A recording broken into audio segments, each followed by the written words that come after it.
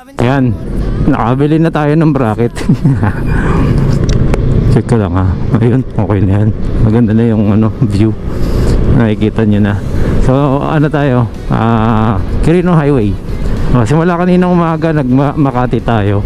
So ngayon sundo lang tayo sa may isang daan. Ngayon, so Tandang Sora. Ayan, so balik din tayo kaagad.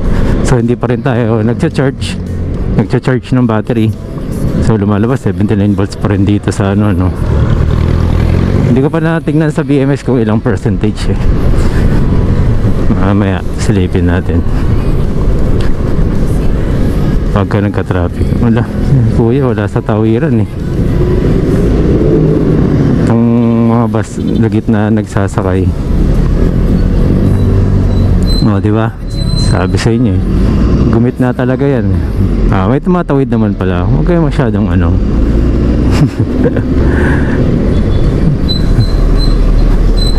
lubak. Laki ng tinaas nito guys. Dating Bayantel. Diyan pa rin yung Bayantel. Okay, check. 103, 99.20 ang gasolina.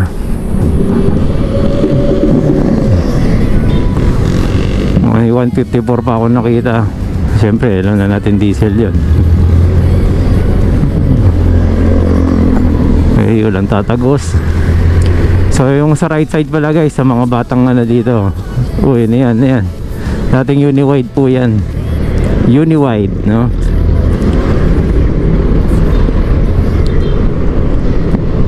Sa mga dating nakakabisita sa Novaliches Quirino Highway guys, ayan po yan. Dating Uniwide. Then kung alam niyo po yung yung pantalon, yung brand na pantalon na Padax, turo ko po sa inyo. Kaya lang bagal nitong mga check muna tayo. 145 diesel, 95 pesos ang 93 dito, mas mura 145 ang diesel, 93.40, 94.40 ang pula. Okay, RP na po ito. Pinapasyal ko lang po yung mga hindi po nakakadalo at yung mga dating nakadalo na sa Novaliches, no. May mali yung dun, itong kotse. Ay, shucks. Ay nako, doktor pa yung nakalagay dyan sa may emblem ka pa. Doon ka agad dumiko.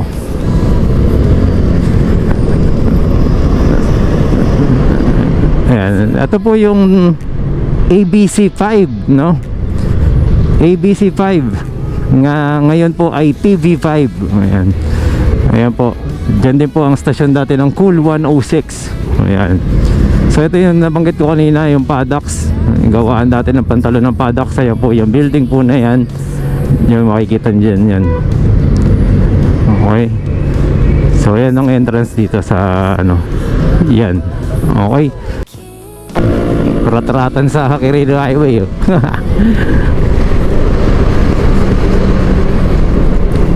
Aerox guys.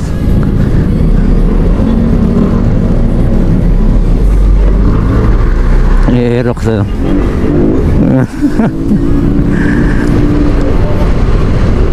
kalaban ng Aerox guys, e-bike. Ang galing nun, no? Kita nyo yun, kinain yung linya Ayan, sabayan natin ng Aerox na to. Ayan natin, kargado. Ayan, yun lang nagkatalo. Dito sa Sauyo na traffic na.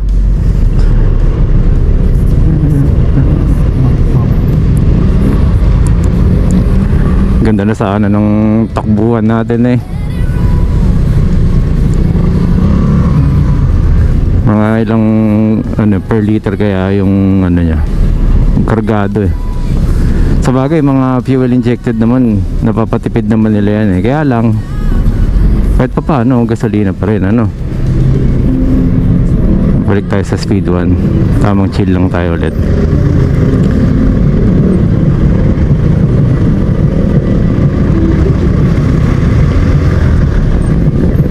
kailan to.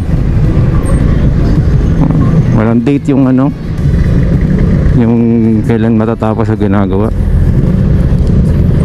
Ayun, shoutout sa'yo boss. Ride safe lang. Basta open, libre, go. Okay, dito tayo kasi meron ditong bakal guys na nakakainis. Sabi ko kasi inyo, pagka mumurahin ng gulong ninyo na ano, ako, dali gulong nyo, bubukol yan. Ayun o, ito niya yan. By the way guys, yung mga stock na gulong po ng mga yung dating gamit natin, pag naulanan o nabasa ng ganyan, nako, ingat kayo, madulas po yun. Marami na pong ano dyan. Ako po nag-enjoy lang ako noon na tumagal po sa akin yung stock.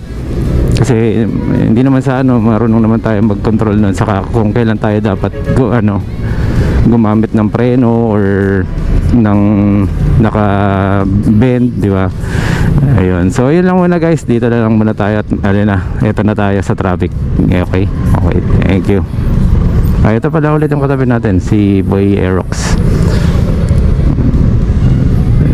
Hindi na ako marunong tumingin ng kung ano yung karga eh. Anyway, sa yun lang po muna. Thank you po guys. Thank you. Tukod na, tukod. Sige boss. Ingat, ingat. Okay, mga nag-inquire sila sa akin. Pero siyempre, hindi ko kasi sila marinig na dahil mga naka-helmet kami. Kaya ayun, nagko-compute na rin sila para mag-convert sa e-bike or e-motorcycle para magamit nila sa trabaho nila, no? So yun na, ito na nga po talaga solusyon para po sa hindi mapigilang pagtaas ng gasolina, no? So yun, nakakross na tayo ng intersection ng Sauyo, Mindanao Avenue, Quirino Highway. Ay, grabe yun. Dito meeting. Grabe yun. Ganyan ang mga ma-encounter ninyo sa Quirino Highway.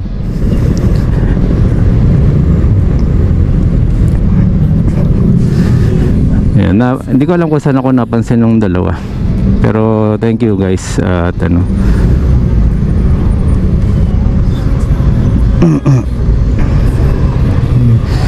sa side yan eh, hindi siya kasya.